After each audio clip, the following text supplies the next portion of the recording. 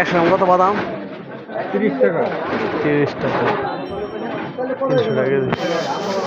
আর কয়েক এই বাদাম দিছে আসলে পরে যারা 35 টাকা হবে।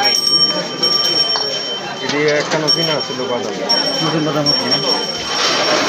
নতুন বাদাম কেজি নতুন বাদাম 10,000 টাকা দিছে লেগে লয়ে যাবে। বাদাম এটি ভালো আছে, বড় বড়।